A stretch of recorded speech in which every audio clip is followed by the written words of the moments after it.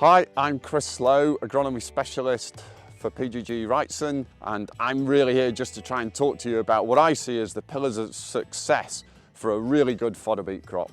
We're actually in a recently sown fodder beet crop here. It's been in the ground about 7 days now.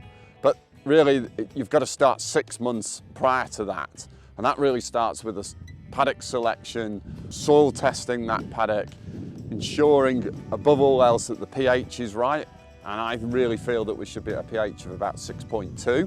Anything less, and it is going to impede the ability of the plant to take up nutrients, trace elements, and the major nutrients as well. So getting that paddock selection, getting a soil test done, and ensuring the pH is good.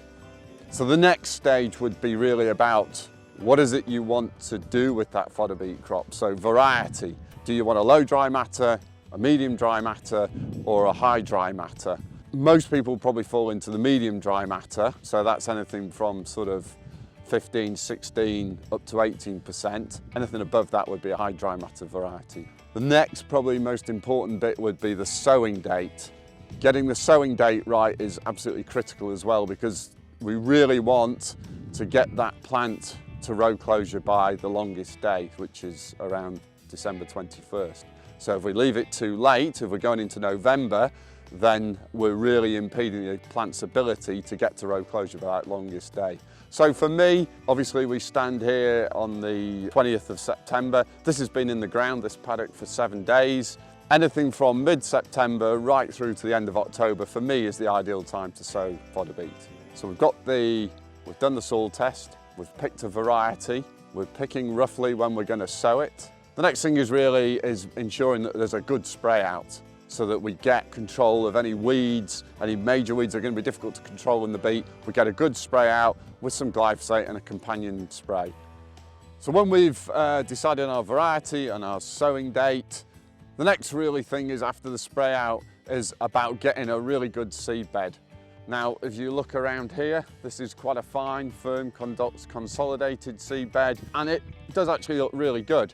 The other option is that you leave it slightly rougher, and you may even sow some oats for a bit of wind protection. And I know they've done that in the past in this farm, but with this I'm quite happy. It is fine and firm and consolidated, and hopefully we don't get any major wind events. So the next really important thing is getting the seed rate right. I tend to aim for between 90 to 100,000 plants per hectare. So in other words, 9 to 10 plants per metre squared. The reason being is that I know from experience, once we drop below 7 plants per metre squared, our yield will drop right off, and it really is quite a dramatic fall. So I like to leave a bit of margin for error. So for me, my sowing rate is always about 90,000 to 100,000, to allow for some seeds that don't germinate or any wind events. Just gives a bit of margin of error. The next thing is, if we look down here, just there we've got a little seed that has chitted. As I said, this paddock was sown about 7 days ago. That's sown at about 20 mils, which is absolutely perfect. We don't want it too shallow where birds might get it, and we obviously don't want it too deep where it's going to take so long to come up.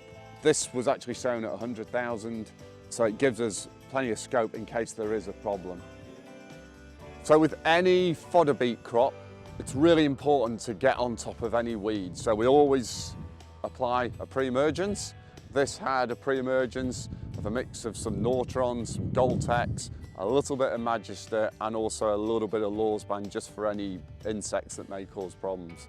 One fat hen plant per metre squared could potentially rob you of about 10% of your yield. So it is really, really important that we get the weeds controlled. You've got a very small plant with big wide gaps between it. So weed control, early weed control, is absolutely vital.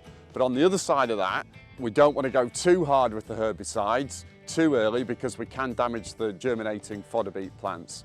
So it's really about sort of a little bit and often, and just killing the weeds slowly whilst letting the beet germinate and letting it get in a way. So it's really important. Weed control is absolutely critical in a fodder beet crop.